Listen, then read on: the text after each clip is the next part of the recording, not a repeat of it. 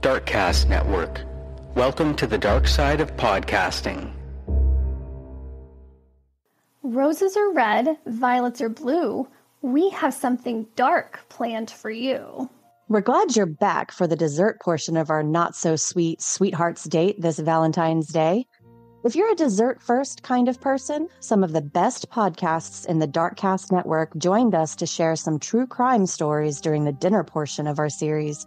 Be sure to go back and indulge in those tales. So grab that box of chocolates or decadent lava cake and dig in while more of our podcasters share their spooky Valentine's Day stories. Hey, I'm Autumn from Autumn's Oddities podcast, a proud member of the Darkcast Network. Today's case actually takes us to the beautiful shores of Key West for a really grotesque crime. So I'm sure that you've heard of the Tim Burton animated film Corpse Bride, but did you know that there is a very real case that involved an unwilling corpse bride and a necromancer? When I say unwilling, I mean that this poor woman had no clue what was going to happen to her body after she died, and she certainly would not have been okay with what Carl Tanzler did to her. So who was Carl Tanzler? Well, the life of Carl Tanzler began on February 8th, 1877 in Dresden, Germany.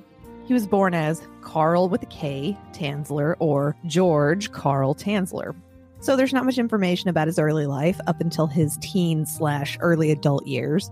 After graduating from a medical university, he left for Australia, where during World War I, he somehow ended up in an internment camp. After the war, former prisoners were not allowed to stay in the country, so he was deported to Holland. Around 1920, he married Doris Ann Schaefer. Together, they had two children, Aisha Tanzler, born in 1922, and Crystal Tanzler, born in 1924.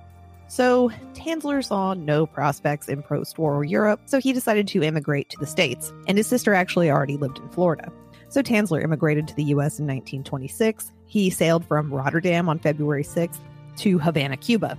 From Cuba, he settled in Zephyr Hills, Florida, and he moved in with his sister. Carl was later joined by his wife and two daughters that same year. So when he submitted documents for U.S. citizenship, he called himself Carl Tanzler von Kossel. This was not an accidental name choice. Tanzler loved telling the story that he supposedly had a relative, Countess von Kossel, during his childhood in Germany and later again traveling briefly through Genoa, Italy. Carl claimed that he had been visited by this dead ancestor. Her full name was Countess Anna Constantia von Kossel, and she revealed to him the face of his true love, an exotic dark-haired woman. The woman was supposed to become the love of his life. Well, in 1927, for whatever reason, probably his delusions of grandeur, Carl abandoned his wife and children in Zephyr Hills to move to Key West, Florida. Once there, he got a job as an X-ray technician in the Marine Hospital on Key West. Old Carl also decided that he wanted to completely reinvent himself, and so he changed his name to Carl von Kossel. Carl worked for several years in a hospital that was full of patients sick and dying from tuberculosis. On April 22nd, 1930, while working in that Marine Hospital in Key West, Tanzler met Maria Elena Milagro de Hoyos, a local Cuban-American woman who had been brought to the hospital for an examination by her mother. And Carl claimed to have immediately recognized her as the beautiful, dark-haired woman that had been revealed to him in the visions from his ancestors. By all accounts, Elena was viewed as a local beauty in Key West. Elena was the daughter of a local cigar maker, Francisco Pancho Hoyos and Aurora Milagro. On February 18th of 1926, Elena married Luis Mesa, and he left her shortly after she miscarried the couple's child and moved to Miami. Elena was actually still legally married to Luis at the time of her death. So Elena's life didn't really get any better from there, and she was eventually diagnosed with tuberculosis. Carl, with his self-professed medical knowledge, he attempted to treat and cure Elena with a variety of medicines, as well as X-ray and electrical equipment that he brought to Elena's family home. It became clear that his interest in Elena was not just that of a medical provider treating a patient. Carl showered Elena with gifts of jewelry and clothing and allegedly professed his love to her, but no evidence ever surfaced to show that any of his affections were reciprocated by Elena. Despite Carl's best efforts to treat Elena, She died of terminal tuberculosis at her parents' home in Key West on October 25th, 1931. Kossel was inconsolable at the loss of his unrequited love. Not long after her death, he got permission from her family to take Elena's body and put it in a casket full of formaldehyde. He paid for the funeral expenses and talked her relatives into building a crypt with his own money, but for some strange reason, he ordered only one key to it, and that key was for himself. His daily visits to her crypt began to make people take notice. So one evening in April 1933, Tanzler crept through the cemetery where Elena was buried and removed her body from the mausoleum. He was carting it through the cemetery after dark on a toy wagon, and he took it back to his home. His reasoning for doing this was that he reported that Elena's spirit would come to him when he would sit by her grave and serenade her corpse with her favorite Spanish song. He also said that she would often tell him to take him from her grave. Then one day, Carl stopped visiting Elena's grave. Because old von Kossel had stopped coming, many assumed that he had died. That was until he turned up in another part of town, having moved and bought a small house near the sea. This sudden change in routine surprised Elena's relatives, but they could have never even imagined the reason for the ceased visitation. Keeping to himself, Carl lived a private life for years, and neighbors only saw him when he went back and forth with large packages. They also said that they could hear him singing and playing his organ late into the night, but that he was always alone. In October of 1940, Elena's sister Florinda began hearing rumors of Carl sleeping with the disinterred body of her sister. Plus, the cemetery reported that Elena's casket was missing. So Florinda went ahead and confronted Carl at his home. When Florinda showed up at Carl's house, she demanded to know what happened to her sister, and Carl went ahead and showed her. Elena's corpse was indeed upstairs in his bed. Carl had attached the corpse of Elena's bones together with wire and coat hangers and fitted her face with glass eyes. As the skin of the corpse decomposed, Carl replaced it with silk cloth soaked in wax and plaster of Paris in a kind of death shroud. So as the hair fell out of the decomposing scalp, Carl fashioned a wig from Elena's hair that had actually been collected by her mother and given to him not long after Elena's burial in 1931. Well, Carl filled the corpse's abdominal and chest cavity with rags to keep its shape, but he also dressed Elena's remains in stockings, jewelry, and gloves, and he kept the body in his bed. He also used copious amounts of perfume, disinfectants, and preserving agents to mask the odor and stave off the effects of the corpse's decomposition. Florinda notified the authorities, and Carl was arrested and detained. After his arrest, Carl was psychiatrically examined, and he was found mentally competent to stand trial on the charge of wantonly and maliciously destroying a grave and removing a body without authorization. So after a preliminary hearing on October 9th, 1940, at the Monroe County Courthouse in Key West, Carl was held to answer on the charge, but the case was eventually dropped and he was released, as the statute of limitations on molesting a grave was only 2 years, and at this point it had been 7 years. So where is Elena during all of this? Shortly after her corpse's discovery by authorities, Elena's body was examined by physicians and pathologists and then put on public display at the Dean Lopez Funeral Home, where it was viewed by nearly 6,800 people. But Elena's body was eventually returned to the Key West Cemetery, where the remains were buried in an unmarked grave, supposedly encased in cement, in a secret location to prevent further tampering. Separated from his obsession, Carl used a death mask to create a life-size effigy of Elena, and he supposedly lived with her until his death on July 3rd, 1952. His body was discovered on the floor of his home 3 weeks after his death. It has been recounted that Carl was found in the arms of Elena's effigy upon discovery of his corpse. But his obituary reported that he died on the floor behind one of his organs that he liked to play. The obituary recounted a metal cylinder on a shelf above a table. In it, wrapped in silken cloth and a robe, was a waxen image. It has also been reported that Carl had the body switched, or that Elena's remains were secretly returned to him, and that he died with the real body of Elena. Thank all of the gods, though, there is no evidence that the wax effigy of Elena found in the house at the time of his death contained bones or any other human material. There's nothing romantic about that. Welcome to Creepy Tapas. the show where two spooky best friends give you tiny tastes of terror connected by a common ingredient. We serve up movie reviews, mysteries, murder, mayhem, and tantalizing tales from the depths of the internet. And some random bullshit, too. All focused around a similar theme. We blend our love of horror, oddities, and general creepiness and dig a little deeper, discovering the history, psychology, and truth behind your wildest fears. Join us, Ash and Jordan, as we descend into full darkness every Sunday, wherever you listen to podcasts. Greetings, Ghoul of Fiends. 'Tis I, Ash. And I'm Jordan. And we're here to talk about Valentine's. It's Valentine's. It's the time to tell somebody you love them, even if you don't. Maybe you'll get chocolate. Maybe you'll get wine. Maybe you will go out and have a good time. Yep, Valentine's. Woo! Every year on February 14th, the world celebrates Valentine's Day.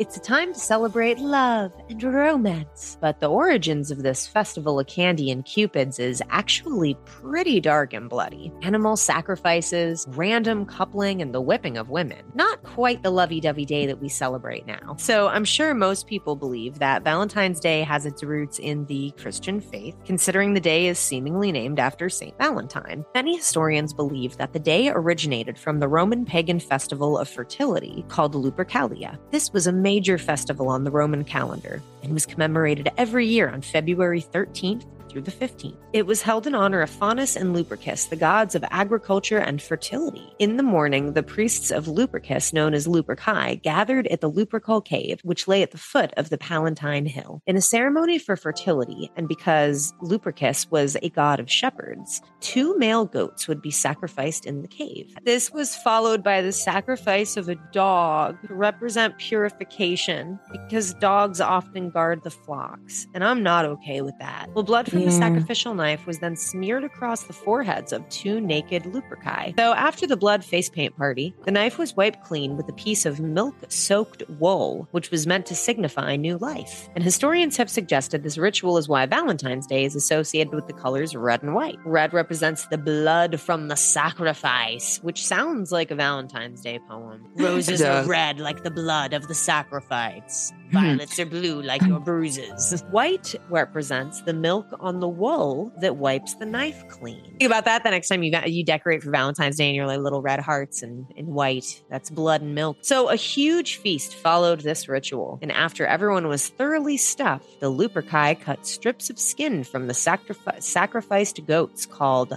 thongs and dipped them in sacrificial blood. That's where the underwear comes from, I bet. That thong, the thong, thong, thong. Here comes the fun part. They then ran naked through the streets of Rome and whipped any woman within striking distance. With bloody skin strips. Give her a quick whoosh.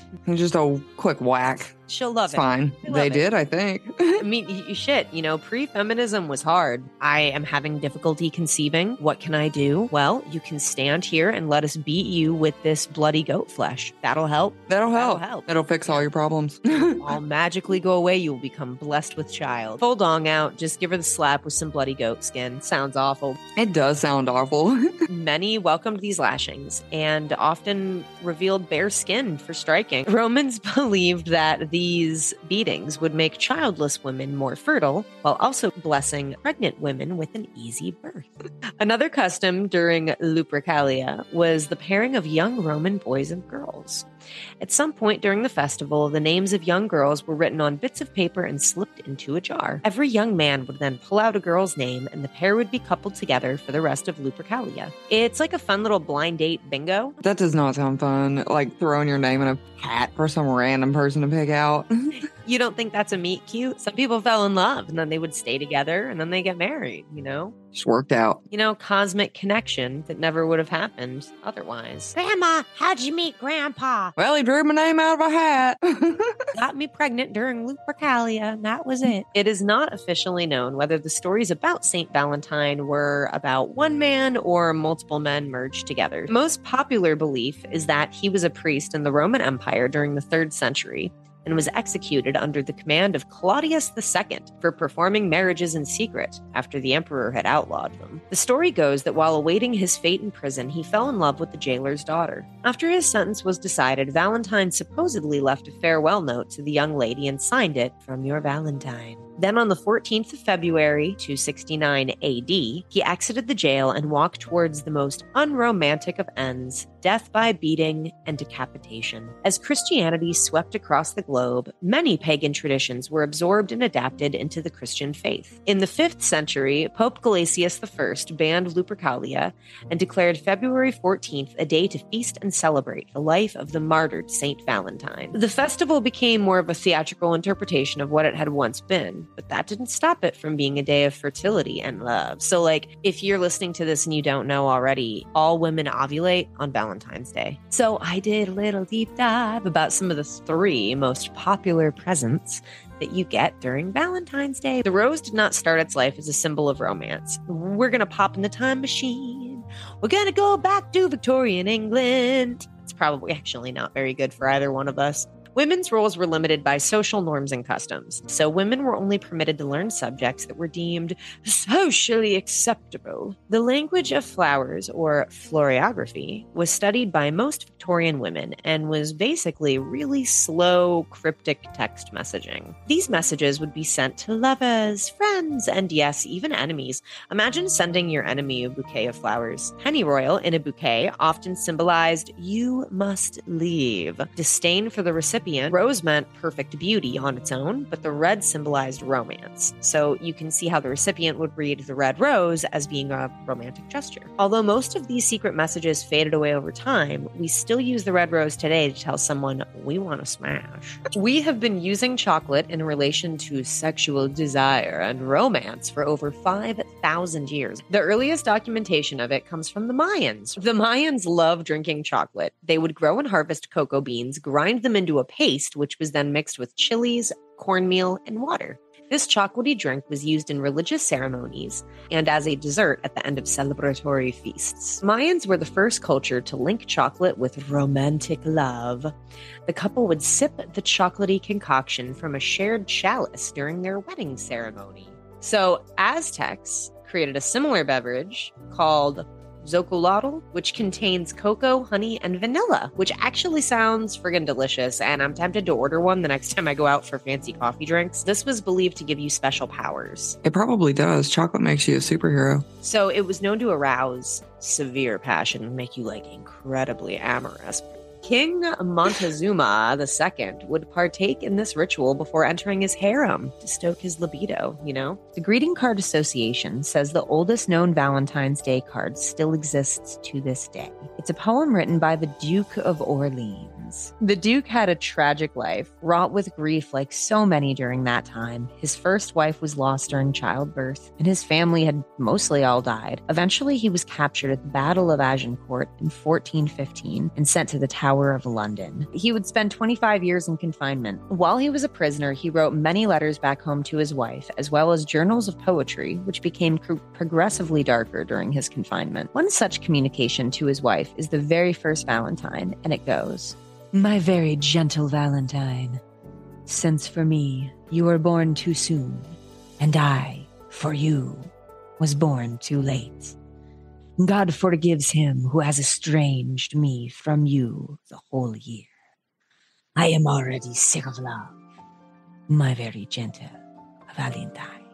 Unfortunately, his wife would pass away in 1435, several years before Charles's release. She died childless while waiting for her husband to return to her. So, happy Valentine's Day. Hey friend, I'm Keely. I am the host of a paranormal and true crime podcast called Missy Mysteries, and a proud member of the Darkcast Network. Today, as love is in the air for this love-focused holiday, I'm pretty thankful I get to spend it with my spouse. But before him, like many of us, and probably some of you listening right now, I had my fair share of bad dates. For my story today, I'm telling you a mix of a couple of real-life bad dates and my imagination to bring you my bad date gone haunted story.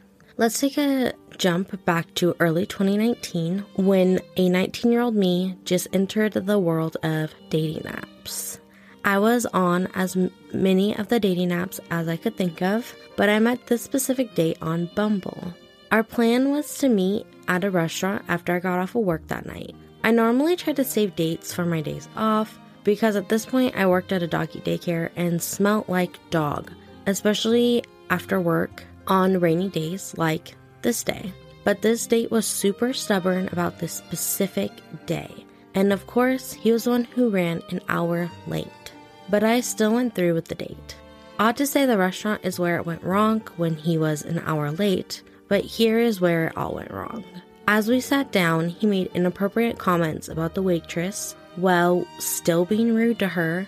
We obviously tried to make conversation before he made a comment about how I was devaluing myself with tattoos. This is honestly where I checked myself out of the date and noticed something really odd. The restaurant was full, even the table next to us. The table next to us had 4 adults and a baby, all eating, except for one woman sitting on the booth's bench in between our table and the next, almost like she was with their group, but she didn't quite fit at their table. This woman was sort of pale. She had longish red hair and dark brown eyes. She was dressed in a pretty simple outfit, blue jeans, a t-shirt, and black Converse. The only thing off was that she looked kind of beat up. Her arms had bruises, she had a cut on her head, and her jeans were pretty dirty. She was just watching our table, never talking to anyone or eating anything. Nobody even seemed to know that she was there but me. I had this odd feeling, and I decided to ask my date if he believed in ghosts. Of course, he laughed at the idea, telling me how ridiculous this was and asking why every single woman he went out with asked him about ghosts. He laughed at how ridiculous the idea was, but talked about how whenever he was with women, especially if he took them home, things would fly off his shelves, water would turn on by itself, along with plenty other clear signs of being, well, haunted. But he had excuses for all of them. No matter what, though, he said everyone eventually stopped coming around. This honestly could be his personality or the fact that he was haunted, but by this point, we had asked for our checks. I was ready to call it for the night for a lot of reasons, but used my school the next morning as my excuse when he asked if I wanted to extend our date. The biggest thing I noticed was the eye contact that the girl made with me when he was trying to convince me to make our date longer. She even followed us out, watching us from his back seat till he drove out of the parking lot. I decided to become the next ghost in his life, blocking him on everything, but not before finding out he had a missing ex-girlfriend who fit the description of the girl I saw, almost as if she was warning me and all the other women in his life about him. Hey everybody, this is Jamie and Josh from the Paranormal Peace Podcast, and tonight we have a story of love and heartbreak. Yeah, and from the wonderful state of Florida, we are going to talk about the Bellamy Bridge. Yeah, let's get right to it. The legend of Elizabeth Bellamy and her haunting of the bridge that bears her family name is one of heartache and tragedy. Young Elizabeth was engaged to be married to Dr. Samuel Bellamy, a politician, bank examiner, and Jackson County planter. Their wedding was to take place in the backyard of a beautiful mansion that Samuel built for his wife-to-be. Picture, if you will, hundreds of guests from all over, including some from Europe, gathered in the rose garden of a picturesque mansion. The bride, beautiful in her extravagant wedding gown, smiling and happy as she stands in the front of a full yard of guests with the man that she loves. After the vows, a band plays as the happy couple makes their way down the aisle in the backyard, past family, friends, and local dignitaries to the house. They wait inside the parlor as people start filing into the ballroom where the band has taken up in the corner of the room ready to play. The ornate double doors open as the butler announces the arrival of the new Mr. and Mrs. Samuel Bellamy. As the musicians start to play, the couple starts to dance their first dance as husband and wife. The evening is one of grandeur and elegance as the food and drinks are served on elegant silver platters by the staff in black and white dress. The party doesn't seem to slow down as the night slowly drifts closer to the start of a new day, as the candles that surround the room bask the area in a soft, warming light. If you were to ask any of the guests later, no one is quite sure how the tragic events unfolded, but all they can remember is the horrific screams. As Elizabeth was dancing, around the room, spinning and twirling, laughing and having the most wonderful time of her life. She was not aware of how close she was coming to the edge of the room. Her dress hits one of the tall candelabras, illuminating the room, knocking it to the ground. One of the candles falls not onto the floor, but instead onto her dress. The dress instantly catches fire and starts to spread. By the time Elizabeth notices, it's too late as the flames quickly move up the train and past her hips. She screams a high-pitched wail that will forever be etched in the minds of those that attended the event, and runs out of the room, out of the house, into the rose garden. By the time her husband reaches her in the backyard, she is fully engulfed in flames. Throwing a vase of water and using his jacket, he is successful in extinguishing the flames. Samuel is surprised to find that his bride is still alive, but terribly burned black over most of her body as the dress has fused with her skin in places. With help from some of the guests, they managed to bring Elizabeth into the room that would have served as her marital chambers. As the new day passes, Elizabeth screams in agony until sleep overtakes her, at times praying for the end to come quickly. Unfortunately, death does arrive, but not until a few days have passed. Her body was laid to rest in Samuel's brother's property near the Chipola River. The week that started with hope and happiness ended with heartbreak and anguish. It is said that on clear nights, near the bridge that spans the Chipola River, not far from where Elizabeth was laid to rest, a woman in white walks the banks of the river. Sad. It's absolutely tragic. Yeah, I mean, they were very much in love. Yeah, I can't imagine a more heartbreaking event. Well, yeah, something that's meant to be the happiest time of your life, one of the happiest days, turns into one of the most tragic and sad. Yeah, it's horrible. And for your anniversary every year, you relive it. You're reminded of it. Yeah, that's not the way you want those things to go. No, but this story, the people in it are real, okay? They were actual people. However, it is mixed with legend, and that's not really what happened. Right. So what did happen to Elizabeth and Samuel Bellamy? Well, they did get married, but they got married in North Carolina. That's where they grew up. They known each other as kids. They had a young son, and they moved to Marianna, Florida. So they moved to the area. They moved to the area. They did not get married there.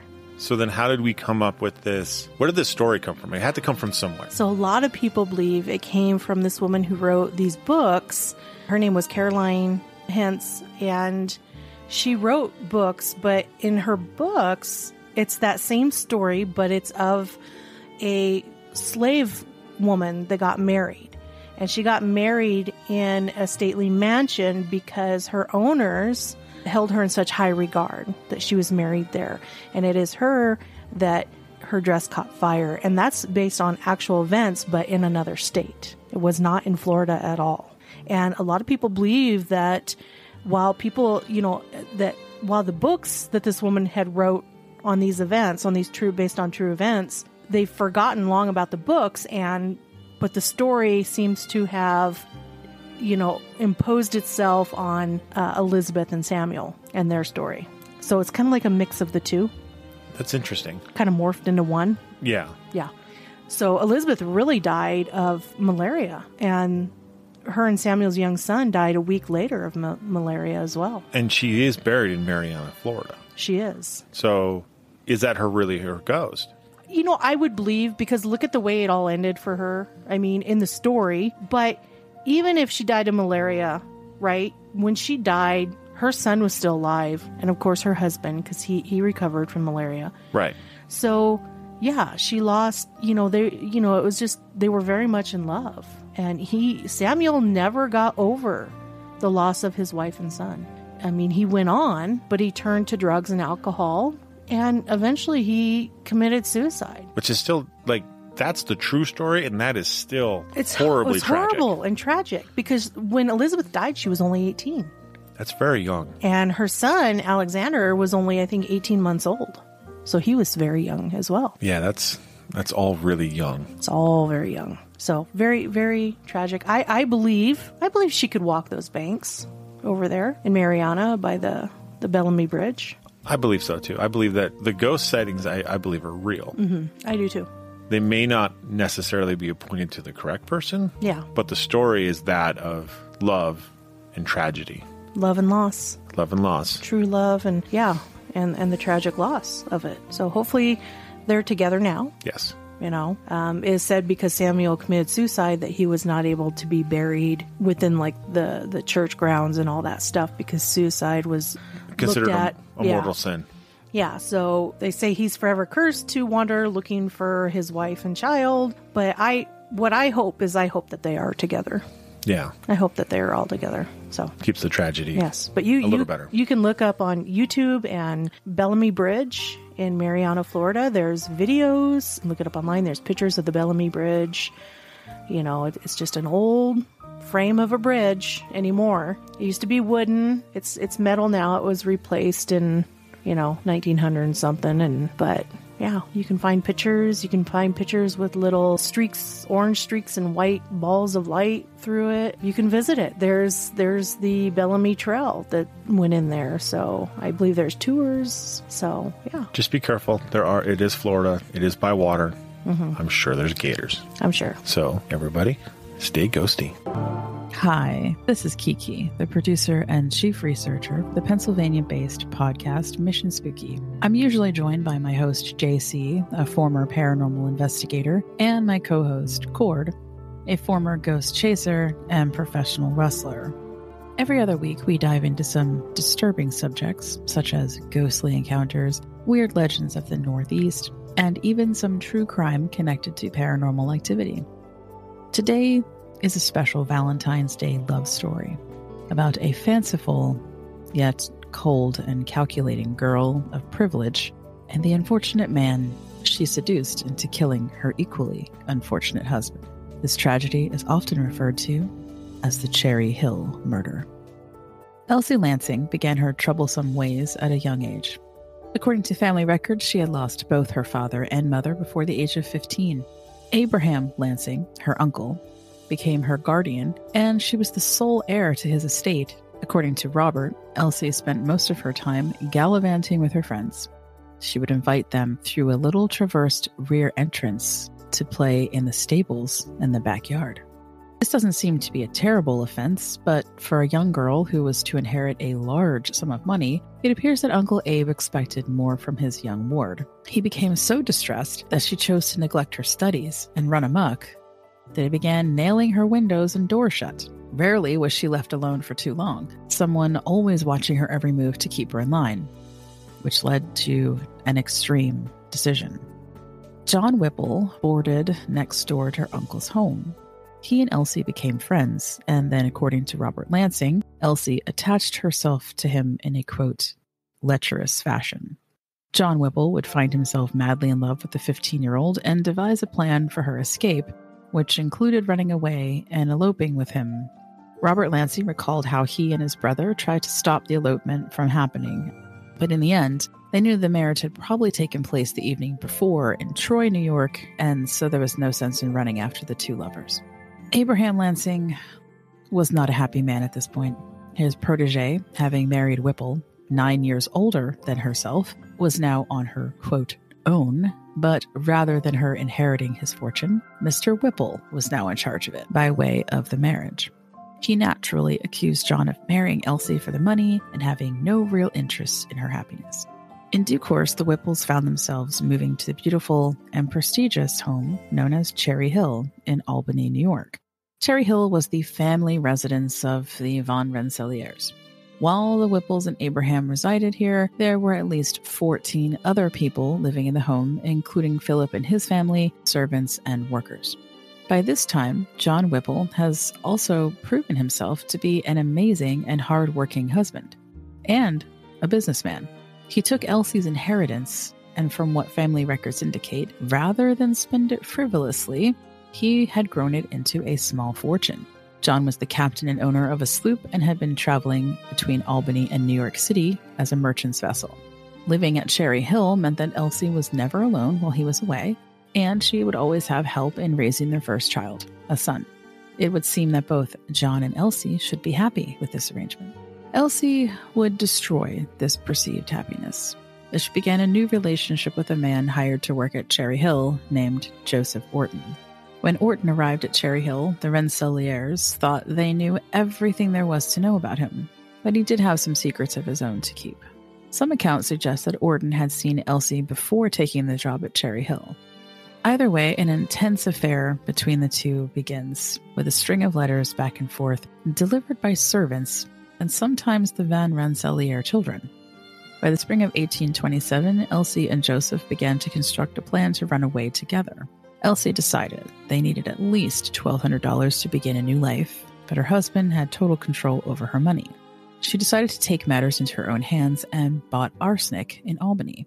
John enjoyed a tonic every day, and Elsie thought that administering the arsenic in his drink would undoubtedly kill him.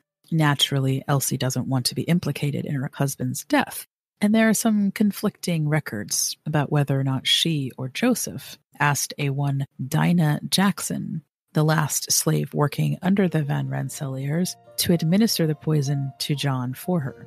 Regardless, the poison does not work. It results only in cramps and stomach issues for John. Not only that, but since Elsie was in charge of making the tonic each day, John may have suspected something was amiss, as he demanded that both she and her son drink the same tonic. With arsenic not being sufficient, the treacherous couple contemplated hiring a contract killer from Montreal. Cost of $300 was well out of Joseph's pay scale of only $13 a month, and so that idea was quickly eliminated. It is finally decided that Joseph will have to kill John himself if he wants to be with Elsie. The couple decides to start some rumors that someone connected to the canal construction wants John Whipple dead. Joseph even goes so far as to tell everyone in the house that he's seen strange and dangerous-looking men lurking around the property. On May 7th, 1827, around 9 p.m., John Whipple was sitting at his desk, putting paperwork in order for his departure from Albany, possibly to discuss canal business. As John arose from his desk, back turned to the window, a shot rang out, shattering the glass. According to Abraham Van Rensselaer, John exclaimed, "My God, what was that?" and made for the door at the head of the stairs. He descended only a few steps before he fell backward, dead.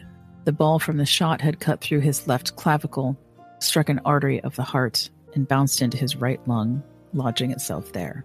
In all the confusion, no one in the household was able to ascertain exactly what had happened, nor did they attempt to chase after any culprit. At one point, the Van Rensselaers deliberately instructed no one in the family to go outside, nor did they send anyone to check for intruders because they were fearful someone else would be shot and killed. When the family and workers decided it was safe enough for anyone to leave the house, the police and coroner were finally fetched. There was clear evidence that someone had used crates to ascend to the roof of the woodshed in the rear of the house, overlooking the room in which John was shot. At the time the gun was fired, the killer would not have been more than 3 or 4 yards from the victim. In the darkness, the killer could easily see their prey inside the lit room, while no one inside the room would have been able to see the intruder. The killer was also barefoot, and the tracks could be traced along the roof of the shed and from some distance from the house. The coroner began the inquest in which all the able-bodied men of the house tried to ascertain how John died and exactly what had happened. Joseph Orton is among those men in the inquest. However, Joseph is a bit too helpful.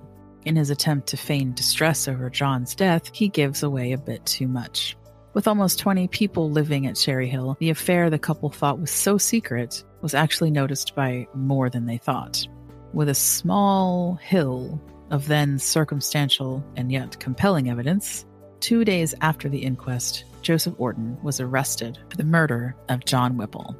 Joseph, perhaps truly in love with Elsie, admitted to the whole affair, including that it was he that constructed the entire murder plot.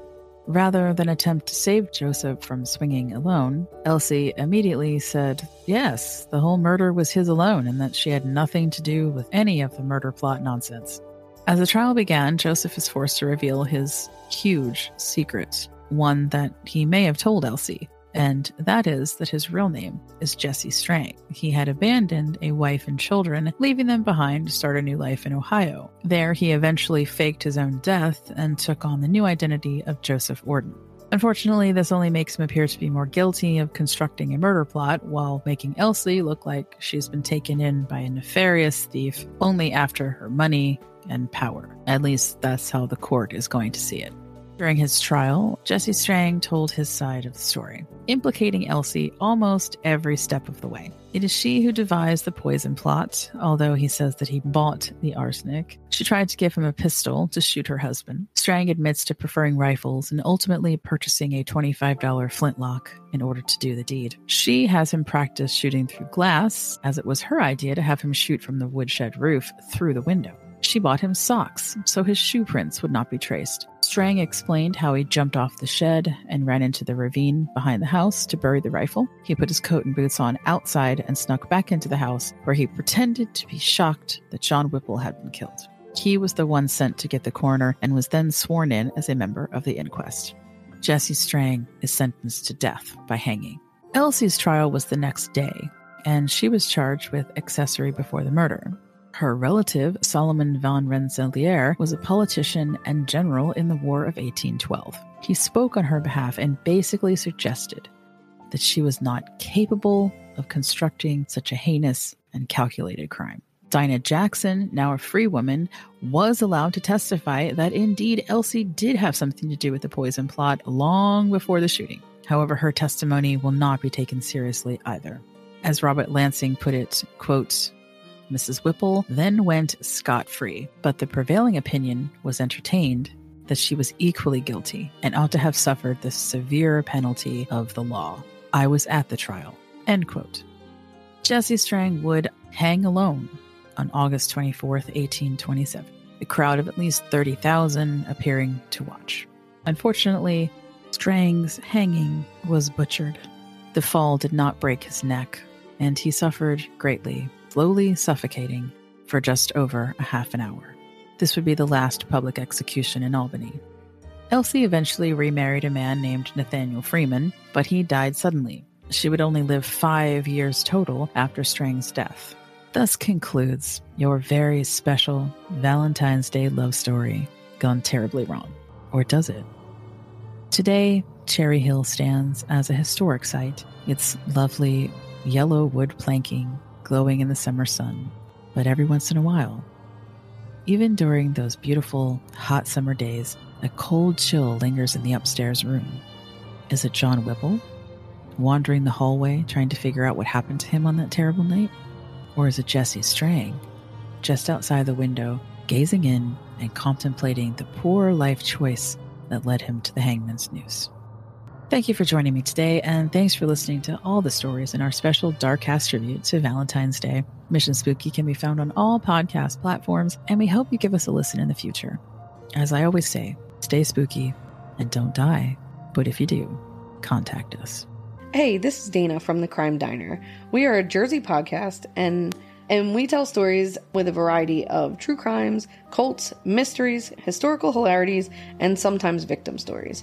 And we like to do this within a dinner with friends theme. Today, I'd like to share with you a little sampling of what you might get on our podcast and tell you the story of the Kiss and Kill murder. Elizabeth Jean Betty Williamson was a high school student ahead of her time in Odessa, Texas in 1961.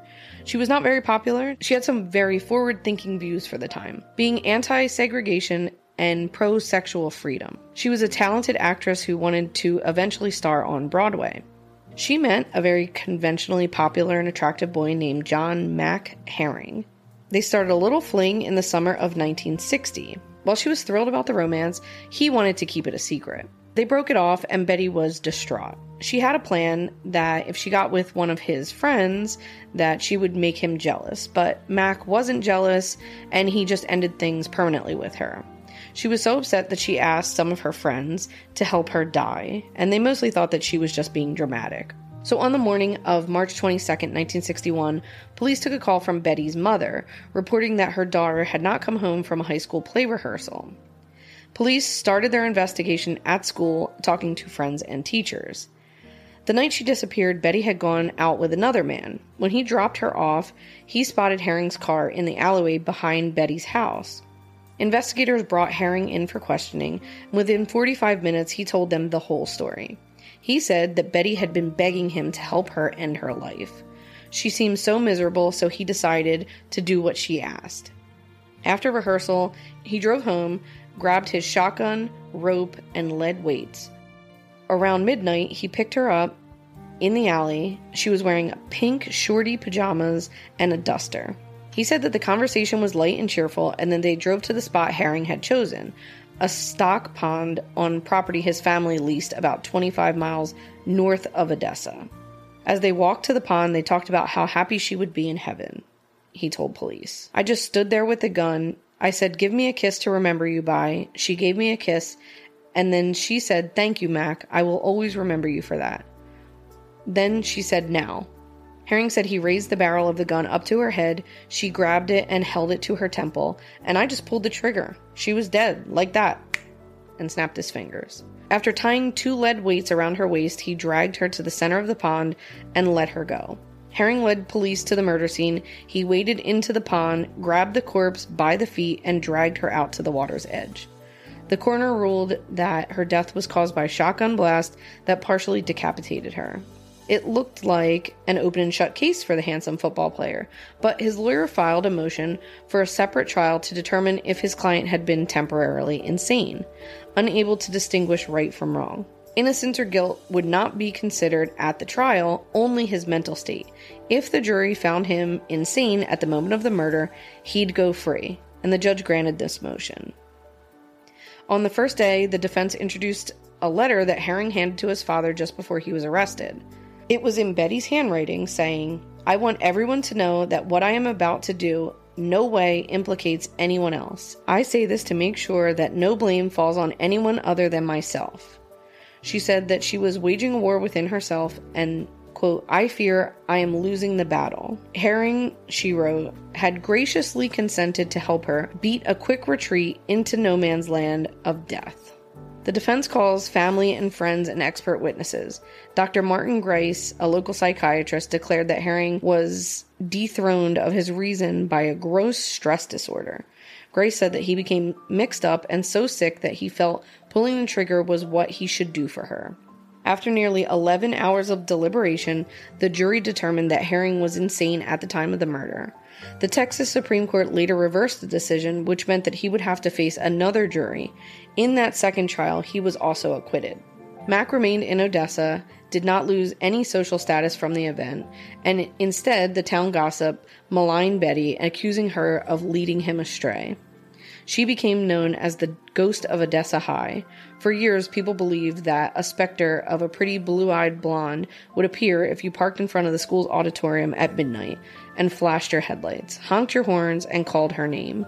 The ritual became so popular that the school officials had to paint over and seal the auditorium windows. Mac became an electrician and lived an uneventful life in Odessa until 2019 when he died at the age of 75. Hey y'all, I'm Gina. And I'm Amber. And we're the hosts of the Weird True Crime Podcast. We share cases, tales, and spooky stories that make you question just about everything. Find us on your favorite podcast app and be sure to follow us on social media at Weird True Crime. This Valentine's Day case is anything but romantic and oh so weird. Around 9:30 p.m., Stacy Scheck calls 911 screaming that something terrible has happened. She was supposed to meet up with her husband Richard for a romantic Valentine's Day tryst at a secluded park, but when she arrives, she finds him lying on the ground outside of his truck, shot. This was just the latest in a long string of losses in Stacy's life. After losing her father at a young age, she spent most of her life looking for a man's love. She eloped with her high school sweetheart, but quickly divorced. She then remarried at the age of 20 and had her first son, Dylan. The young family moved to Florida, but Stacy and her husband divorced within 2 years. Determined to make a life for herself and her young son, she put herself through school and got a degree in nursing. Stacy continued to date while working full-time as a pediatric nurse. In 1996, she married her third husband, but the marriage was short-lived and ended after only 6 weeks. In 1998, a brief relationship resulted in the birth of her second son. While taking care of 2 young children, she managed to make quite a life for herself. She took a high-paying job at a spinal clinic in Atlanta, making 6 figures per year. She owned multiple properties and held a lot of clout in her office. Despite her success, she still missed male companionship and married her 4th husband in 2001. They moved to Snellville, Georgia, and had another son. Though successful personally and professionally, Stacy was feeling unsettled and separated from husband number 4 by 2004. It was then that she met Richard Scheck, a patient at her practice. He was a hopeless romantic and quickly fell for Stacy's charms. As soon as her fourth divorce was finalized, he moved in with Stacy and her small children. Richard was described as a lover of life. He was a balloonist. He loved hot air balloons. Richard was an adventurous guy, and he extended that zest for life to Stacy and her 3 boys. Stacy and Richard eloped in 2007 and announced the marriage to friends and family upon their return.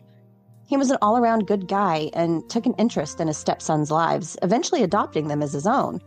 Their lives were seemingly perfect until that fateful night.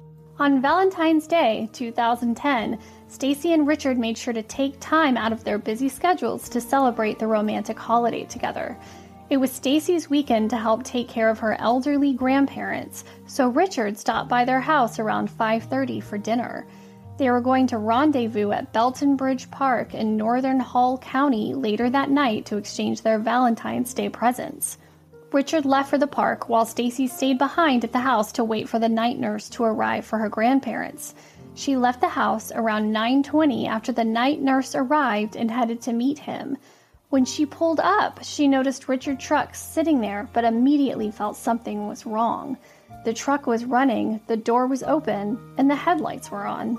After Stacy called 911 in hysterics and asked for help, deputies raced to the scene. It was then they discovered 46-year-old Richard Scheck shot dead outside of his truck. He had been shot 3 times in the chest and abdomen, and twice in the face. Investigators found 3 sets of tire tracks at the scene.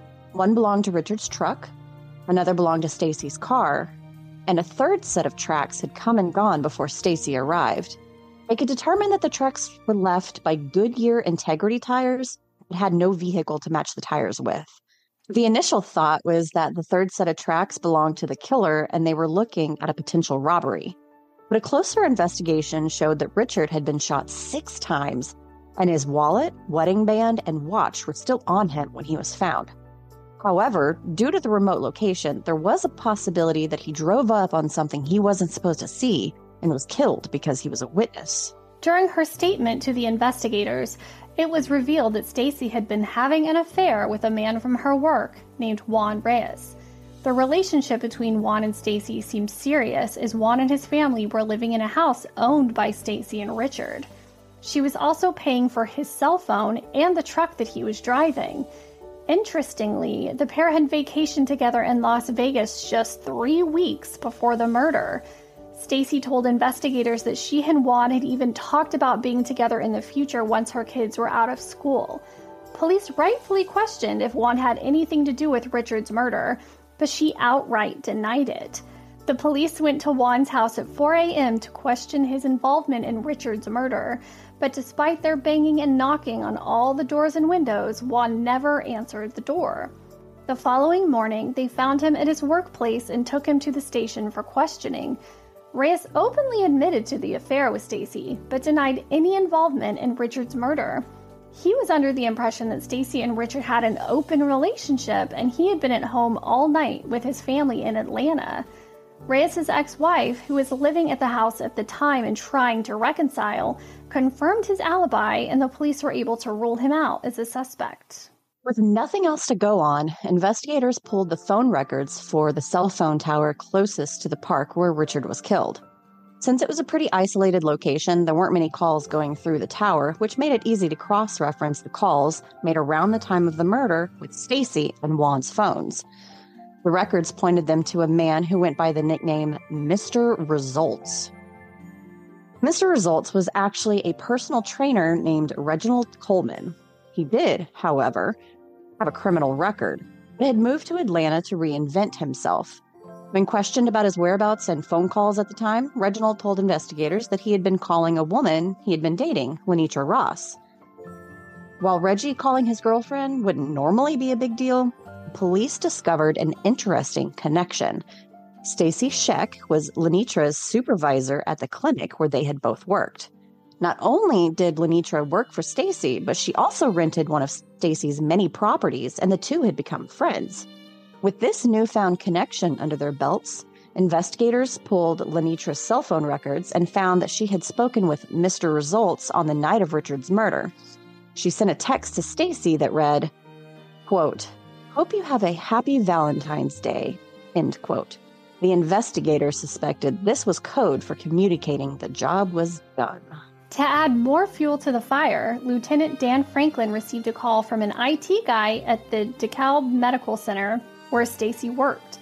His job was to clear out the junk emails from employees' email accounts, and he noticed that when he went to clear out Stacy's, he found it odd that her email account had been completely cleared out for Friday, Saturday, and Sunday, the weekend of the murder. The police got a warrant for her emails and found 2 emails from Stacy to her bank asking for money to be transferred from a real estate account to Lenitra Ross to, quote, pay for home repairs, end quote, just days before the murder. Investigators spoke with Ross, who, as we stated earlier, was renting a house from Stacy, and she confirmed the money, which amounted to $8,900, had been for repairs to the home. Bank records showed that Lenitra had actually transferred the money to Mr. Results, but while the money trail led to Reggie, the tire tracks found at the scene did not. In May of 2010, Stacy's cousin, Connie Hearn, noticed that their grandparents' car was missing. She reached out to Lieutenant Franklin and informed him that at the time of Richard's murder, her grandparents' vehicle had been missing. The vehicle in question, the Chevrolet Impala, had been given to Stacy for her to sell to use the money for her grandparents' medical expenses. Unfortunately, according to Connie, they never saw a dime of the supposed $14,000 Stacy said she received from selling the car. Investigators found the car parked at Lenitra Ross's house with Goodyear Integrity tires on it. Confident he found the vehicle involved in the murder, Lieutenant Franklin could now place Reginald Coleman at the scene thanks to the tire tracks and his phone records. However, when he was arrested and brought in for questioning on May 25, 2010, he denied all involvement in the murder plot. Lenitra was arrested a few hours later, but refused to turn on her friend. Her admittance didn't matter, though, because the text messages, tire tracks, and money trail all led back to Stacy. That same day, just 2 days after she spread Richard's ashes from a hot air balloon, investigators arrived at the clinic where she worked with a warrant for her arrest. Prosecutors found her to be intelligent, manipulative, and a borderline sociopath. When confronted with the possibility that this could be a death penalty case, Stacy started talking and her defense attorney started looking for a deal. In return for a plea deal, she turned on Lenitra and Reginald. During Lenitra's trial, Stacy took the stand and claimed Richard was molesting her middle child. She claimed she had gone through so many divorces because of her own sexual abuse as a child and had issues finding trust in men. When she discovered her own son was being abused, she decided that Richard needed to be taken off the face of the earth. This is when she enlisted the help of Lenitra and her on and off again boyfriend, Mr. Results. She gave Reginald the down payment of $8,900 with the promise that Lenitra could have the house she was currently renting from Stacy. Lenitra and Reginald stood to gain around $100,000 total for the murder of Richard Scheck. With everything set, Stacy lured Richard out to the secluded park with the promise of a romantic rendezvous.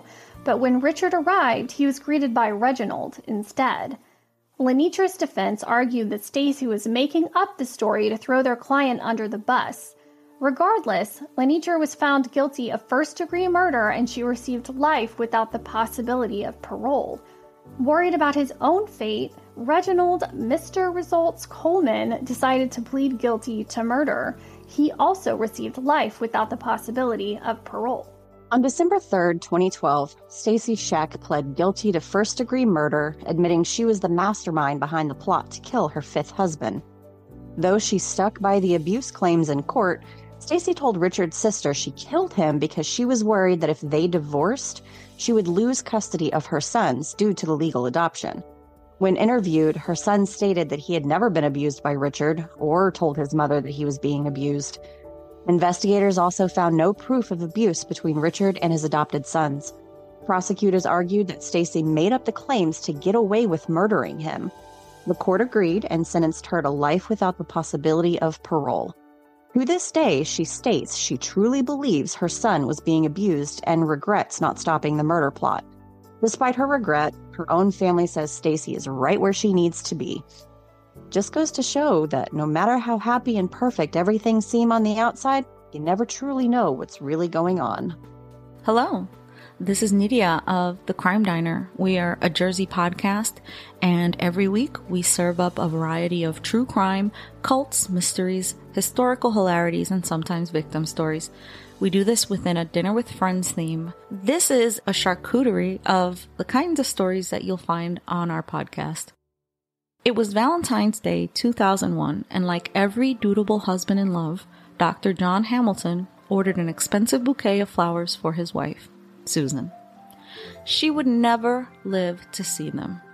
On this day, the residents of Oklahoma City bore witness to a terrifying murder when Susan Hamilton was found strangled and beaten to death on her bathroom floor.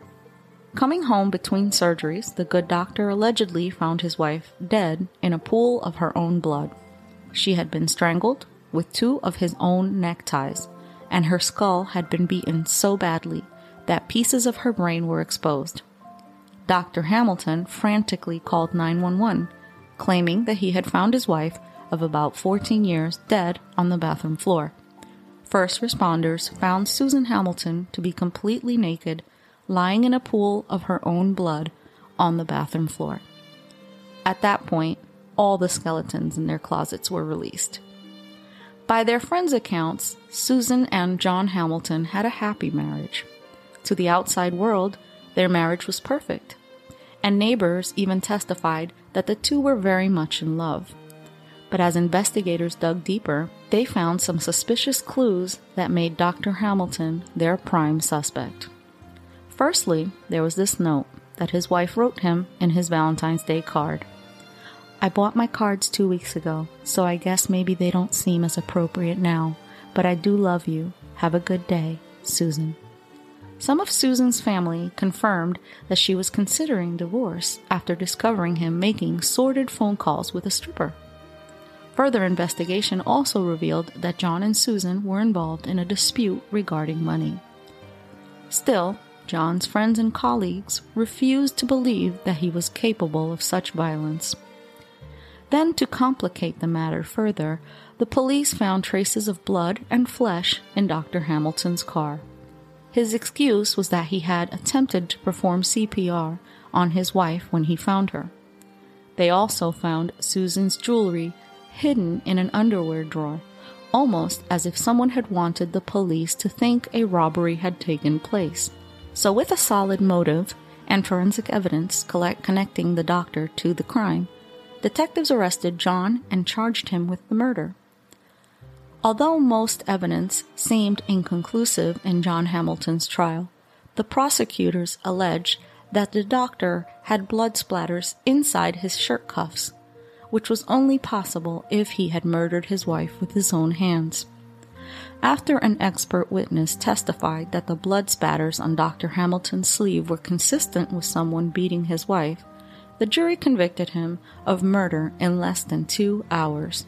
As a result, he was sentenced to life in prison without the possibility of parole, and currently remains incarcerated at the Dick Connor Correctional Center in Hominy, Oklahoma.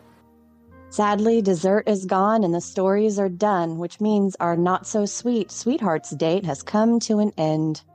We hope you had a great time with us, and if it left you wanting more, check us all out on the Darkcast Network by visiting our website and listening to all of the amazing podcasts you heard during these episodes. We here at the Darkcast Network hope you had a wonderful Valentine's Day and look forward to seeing you at our next Darkcast gathering. Thank you for listening to the Paranormal Peeps podcast. You can find us on social media at Twitter at CPR Paranormal, on Facebook at Paranormal Peeps Podcast and Cold Spot Paranormal Research. And you can find us on Instagram at coldspot_paranormal_research.